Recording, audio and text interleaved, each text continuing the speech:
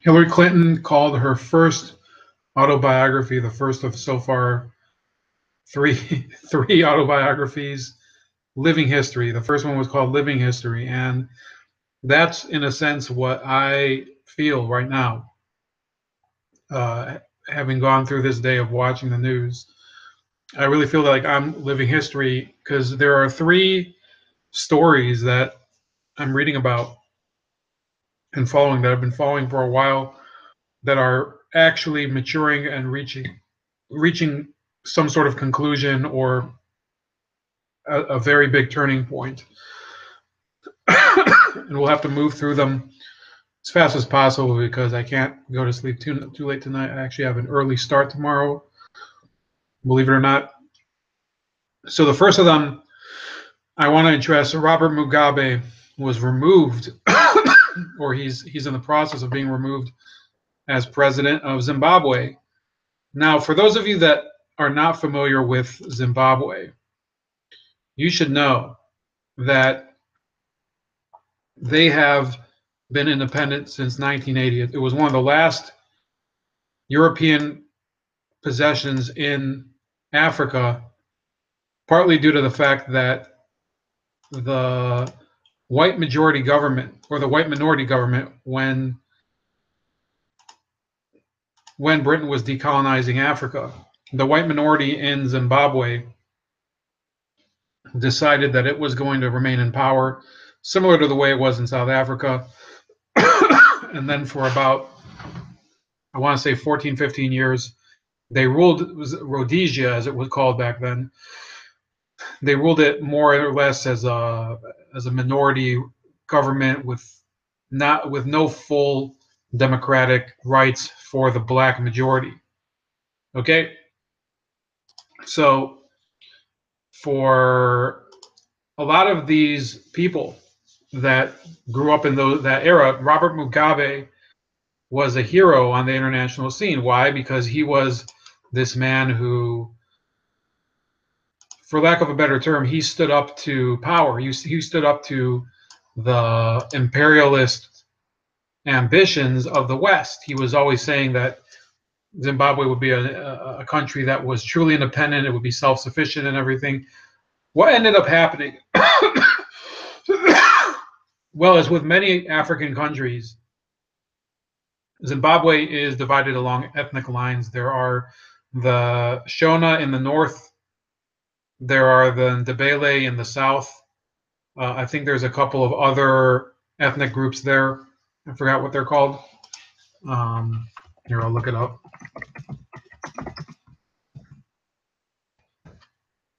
There's one other one that's pretty famous. Forgot. But there's the Shona, the Ndebele, and geez.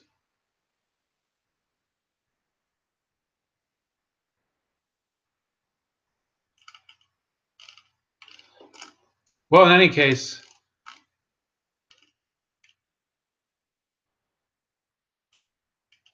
wow. This is pretty I think it's the Manika.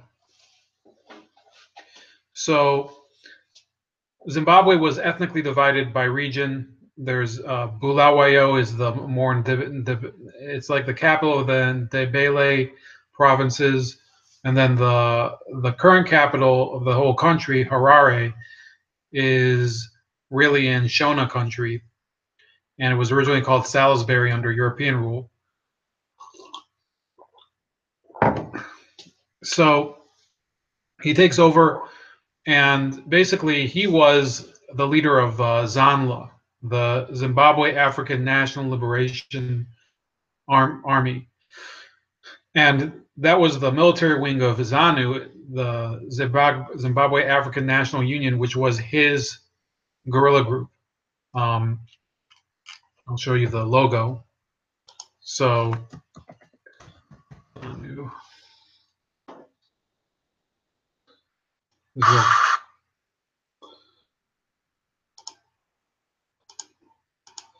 this was them, and then there was they merged eventually with Zipra.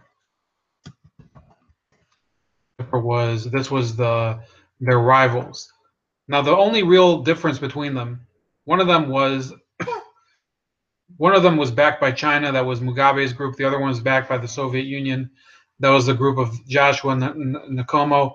So there was that difference. And the second difference was that the Ndebele were backers of Zipra, which is the one that's on the screen, and the Shona were the backers of the of ZANU and Zanla.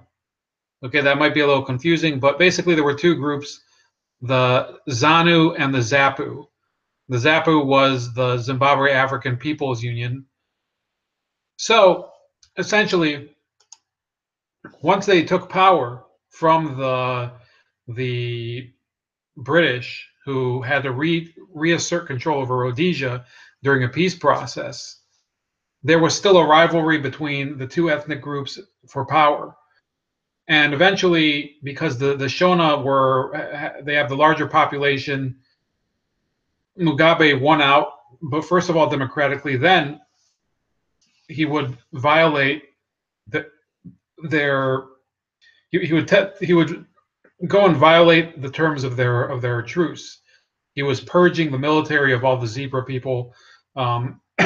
He sent a lot of his loyalists to North Korea in order to get training for a unit. I think it was, what was it called?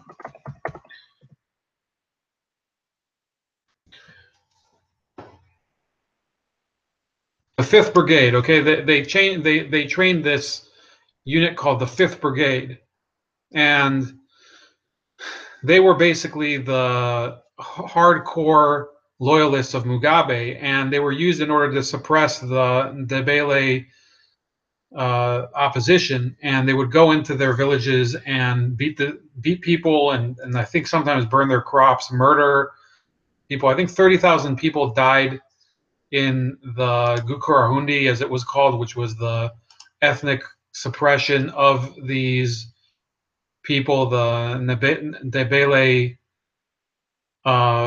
minority in Zimbabwe. And that's basically how Mugabe began to do away with the democratic trappings of Zimbabwean life. And hopefully one day I will be able to do a whole episode on it.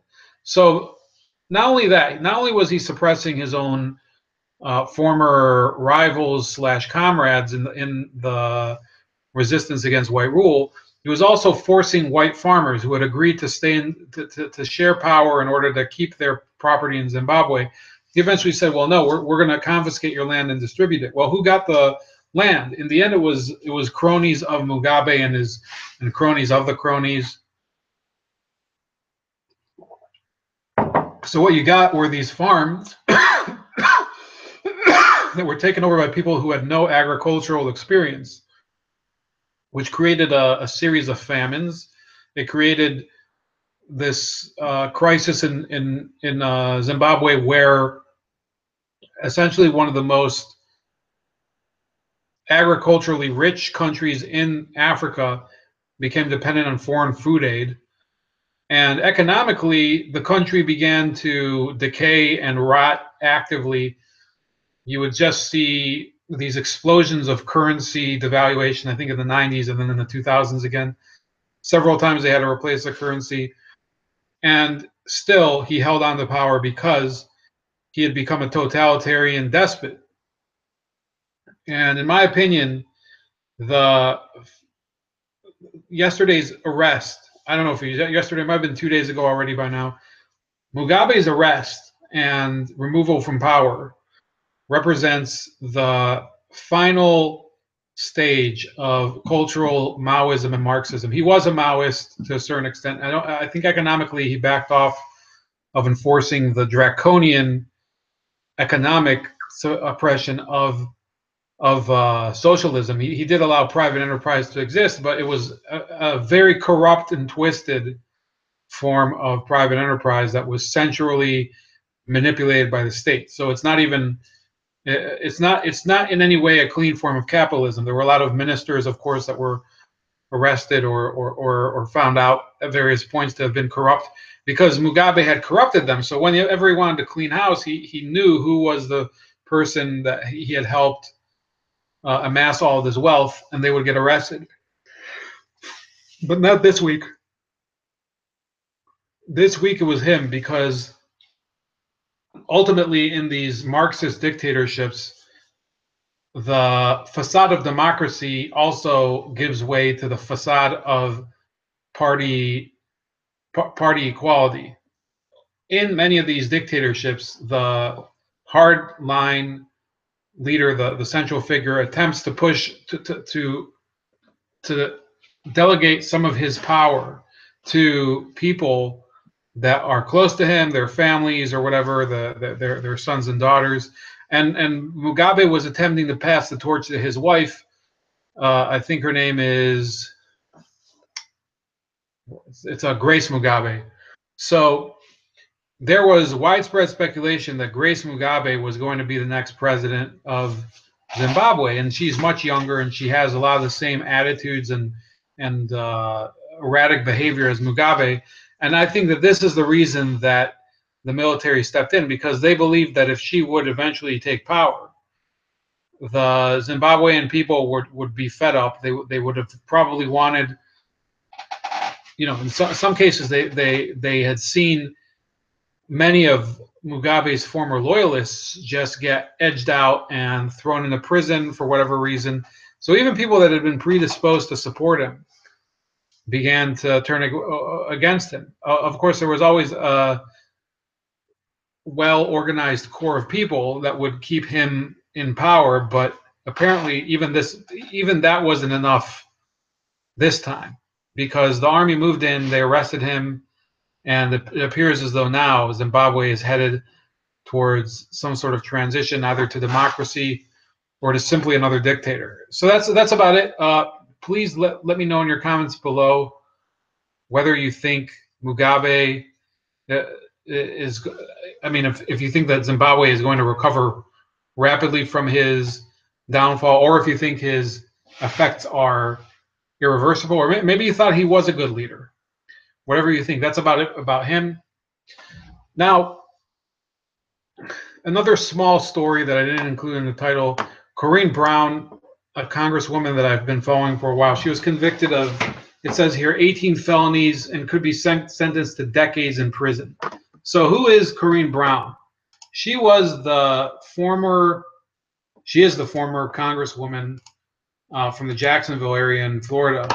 It says here that, and she set up a fake charity a few years ago, and later one of the main aides was discovered to have embezzled a lot of the money and used it for personal reasons. And that blew up because it was revealed that Corrine Brown herself was doing the same thing. It says here, this is from May 11th, 2017. So actually, you know what? This is a little old news. But it says a jury convicted former U.S. Representative Corrine Brown today of financial crimes that could put her in prison for years, potentially the rest of her life.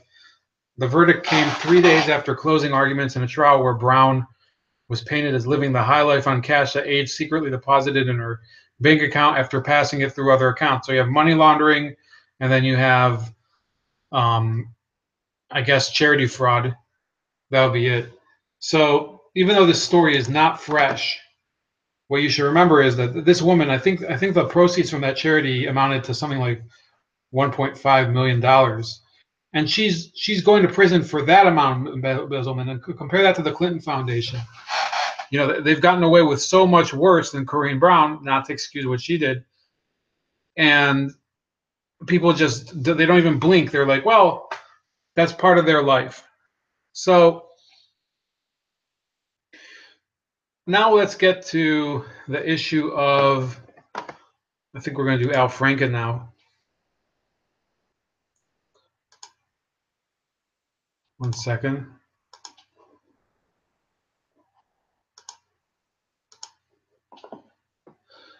Oh, forget it. I'm not going to look at the chat anyway. I doubt there's anybody.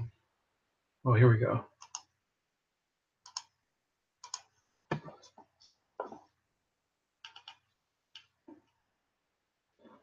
So essentially, oh, here we go. Augusto Pinochet says Grace, a great African name. Well, it's funny that a lot of the Zimbabwean leaders, they have these names that are, they remind me of Brazilian names. They're almost English names, but they're not quite. Like there's a guy named Ignatius Chombo. He's one of Mugabe's top lieutenants who was arrested. Most Western English speaking people, they don't name their kid Ignatius. I think part of it is because there's so many people that have deep Christian beliefs in Zimbabwe. It's one of the more Christianity believing countries in Africa. So yeah, that's an interesting remark, but I think that it more reflects on Zimbabwean culture than on her specifically. So before I get to Al Franken, I do want to talk about the fact that there were 5 countries that refused to sign up to an idea in the European Union yesterday. And I'll explain what that idea is. It appears as though the European Union is headed towards having an army of its own that'll be under the command of the government in Brussels. This was considered to be just a conspiracy theory by the media during the Brexit hearings. They were saying, well, Nigel Farage doesn't know what the real intentions of the EU are. Why is he talking about a European army and all that? Well, yesterday, that's exactly what happened. It says EU army, the 5 countries that refused to sign up to France and Germany's defense forces. They call it France and Germany's defense force because it's more one of those countries, especially Germany, will end up being the real party that pulls the strings in that force. And it says as Brussels hails its historic march toward an EU army, 5 nations are holding fire on committing to an alliance which could lead to a 2-speed defense union in competition with NATO. So, who are these people?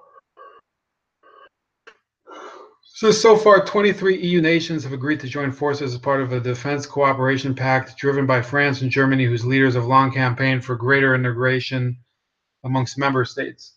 The agreement will add yet another convoluted deal to the bloc, with some nations taking part while others do not. The Permanent Structured Cooperation Pact, which includes commitments to integrate armed forces, a boost in defense spending, and the establishment of a joint HQ. So the agreement will add another okay, so the Permanent Structured Cooperation, or PESCO, pact includes commitments to integrate armed forces, a boost in defense spending, and the establishment of a joint HQ. So those people saying, "Oh, the EU is the pacifist, sane part of the world. All the crazies are in America." Well, all they're saying is, that they're trying to integrate their countries and destroy their own identity in order to keep all the power centralized among the economic elite. Oh, I'm getting tired here. Anyway, it says British defense chiefs have previously vowed to veto any creation of an EU army, with Defense Secretary Sir Michael Fallon saying in 2016 such a force would serve as a rival to NATO. But the UK's impending departure from the bloc has given France and Germany the opportunity to march forward with their plans. So my view on this is very similar to the article I'm reading. Yes, you could have a multinational military force, but once you commit to a European army as something permanent, what you're doing is you're effectively giving a force of one of the most modern militaries in the world over to you're giving it over to whatever it is in Europe. It's not a democratic philosophy. It's actually a philosophy of top-down management. So I think it's a horrible idea. I think that it will hasten the end of the EU because more of these countries will realize, well, we don't want to participate in this bullshit. we don't want to be in favor of invading Libya or any of these ideas that the EU has come up with. So I see a lot of these countries, you know, who's this over here? Poland will be part of it. So a lot of these countries that have in the past kind of skirted the edge of whether they want to be in the EU or not, including Poland now, they decided to stay in this PESCO agreement. The 5 countries that didn't in the European Union were Denmark, Portugal, the UK, Malta, and Ireland. So bravo for those countries for not caving to the pressure, and I think they'll be the richer for it. Final topic, Al Franken. I'm not going to spend too much time on this today because I'm kind of almost falling asleep on my feet or in my chair. But Al Franken, I have to say, I do have some bit of joy in seeing him squirm and try to weasel himself out of real consequences for whatever it is he did in 2006 to this reporter, which we'll go into depth next time. But you have to remember, it's still innocence until proven guilty. Why do I think that this is a credible story? Well, again, this is somebody, there's no timing issue here because Franken's not involved in any major project or an election or anything where it could affect the outcome. So that's going to be a real problem for him to prove that this is really some sort of conspiracy when he's going to have to confront or to some degree, answer the charges of this accuser who's obviously now in her 30s or 40s. And the other point I want to make about Al Franken, actually, no, I think she is in her 40s. I think I'm confusing somebody else. My brain is really hazy now, by the way. So the other issue with Al Franken that I want to mention, for me at least, was that when I grew up, I was reading some of his things. He had a couple books. One of them was about this imaginary world where he'd be running for president. It was called Why Not Me? And what I noticed was, yeah, Al Franken was funny when he was a comedian on SNL, and then later when he was I didn't really hear him on the radio, so never mind that. Al Franken had all this influence, yet people still think that Al Franken, he had influence culturally, he had influence through the media, he had influence now through politics and everything. He had influence on politics when he was in the media and when he was a comedian. And yet people still think that this relationship between the media and the politics, well, it's not really a corrupt one. Well, Al Franken is the integrated monopoly of it. He was somebody, he started out as a comedian, he ended up, I believe, on talk radio, and then he won. He went and ran for public office and won in a very well disputed election where there was ample evidence of voting fraud. But for me, yeah, it's a bittersweet moment. I did enjoy a lot of Franken's humor. I think I've outgrown it. It seems a bit dumb now and very pretentious because Why Not Me is kind of the book that I think it originally was meant to show how humble he is compared to other politicians, but in reality, it showed that he was making fun of the virtue of humility. It was like he was pretending to be humble by making fun of those that are self-aggrandizing. But in reality, that's exactly he does feel that way about himself. He feels like he's some sort of great icon. I think that his latest book was something like Giant. It was called Giant of the Senate. So good riddance to him. So, I mean, yeah, I did enjoy some of his material back in the past, but it's been a long, long time, and I'm done with, just accepting this type of idiocy, which is exactly what he did. Yeah, was it something that possibly could have been ethically explained? Yes, ethically validated, but ultimately, this is a man who he cloaked himself in the traditional progressive protective layer, and it turned out that eventually it suffocated him. So that's it for tonight. This is Ramon, Bold Like a Leopard. Please leave your comments below, like this video, and subscribe to my channel. And there will be more content like this coming in the future. So tune in.